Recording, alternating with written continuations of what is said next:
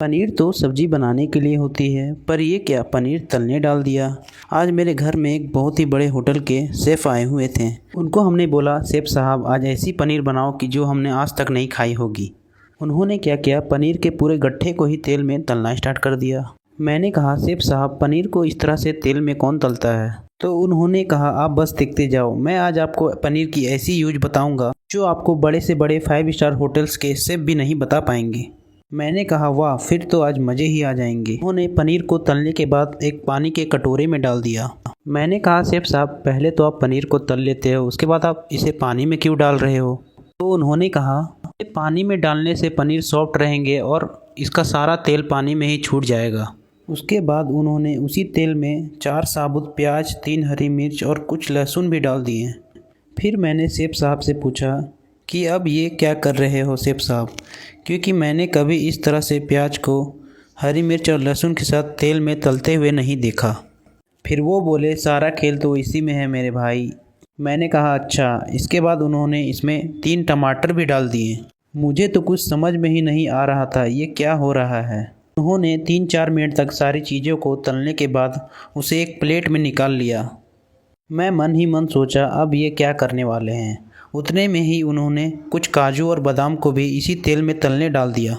इसे देख मुझे लगा कहीं ये शाही पनीर तो नहीं बना रहे हैं। फिर मैं सोचा, पर शाही पनीर तो इस तरह से नहीं बनता। मैं तो अब और भी कंफ्यूज हो गया था कि ये क्या बन रहा है। फिर उन्होंने काजू बादाम को भी उसी प्लेट में हल्का तल के निकाल लिया। मैं बस ये चाह रहा था कि आज कुछ भी बने लेकिन टेस्टी वो ज़रूर हो। फिर उन्होंने सारी चीज़ों को मिक्सी के जार में डालकर उसका पेस्ट बना लिया। अब उन्होंने गैस में एक कढ़ाई चढ़ाई और उसमें हल्का तेल डाल दिया। तेल गर्म होते ही उसमें 2-3 तेज पत्ते डाले और बारीक कटे हुए लहसुन डाल दिया। फिर उसमें 2-3 कटी हुई हरी मिर्च भी डाल दी। फिर उसे हल्का भून लिया। हल्का भूनने के बाद उसमें थोड़ी सी बारीक कटी हुई प्याज भी डाल दिए और प्याज को गोल्डन ब्राउन होते तक भून लिया। उसके बाद उसमें जो प्याज काजू टमाटर वाली पेस्ट तैयार की थी ना, वो भी डाल दिए और उसको अच्छे से मिक्स कर लिया। अब मुझे थोड़ा थोड़ा समझ आ रहा था कि ये क्या होने वाला है। अब मिक्सी में जो थोड़े मसाले बचे थे उसमें थोड़ा पानी डाल के हम इसी में डाल देंगे और फिर इसको अच्छे से चला लेंगे। इसमें से बहुत ही बेहतरीन खुशबू आना स्टार्ट हो गए थे। कुछ मिनट इसे चलाने के बाद इसमें स्वाद अनुसार नमक डाल देंगे। इसकी खुशबू इतनी प्यारी आ रही थी कि क्या बताऊं आपको। फिर उसमें उन्होंने कुछ मसाले डाले, जैसे लाल मिर्च पाउडर, धनिया पाउडर और हल्दी पाउडर। फिर उसको खूब अच्छे से भूनने लगे। भूनते भूनते वो इतने अच्छे से भून गए थे कि वो मसाले एकदम आधे हो गए। जब मसाले अच्छे से भून गए तब उन्होंने उसमें पानी डाल दिया। आपको जितनी ग्रेवी करनी है उस अनुसार पानी डाल सकते हैं। पानी डालते ही जैसे उबाल आना स्टार्ट हो गया, उसमें जो पनीर हमने तला था उसको भी छोटे छोटे टुकड़ों में काट कर इसी में डाल देना है। पनीर को कढ़ाई में डालते ही कढ़ाई का दृश्य ही कुछ और लगने लगा था। बहुत ही सुंदर सा क्रीमी क्रीमी दिख रहा था।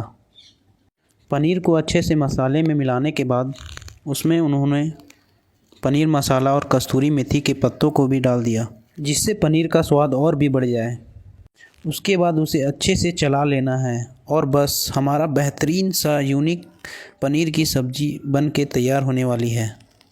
अब हम कढ़ाई को 5 मिनट तक ढक के छोड़ देंगे और ये लीजिए, हमारा पनीर बिल्कुल तैयार है।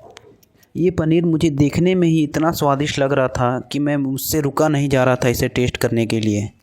और जब मैंने इसे टेस्ट किया, इसका टेस्ट इतना अच्छा था कि बड़े से बड़े होटल और रेस्टोरेंट को भी आराम से फेल कर दे।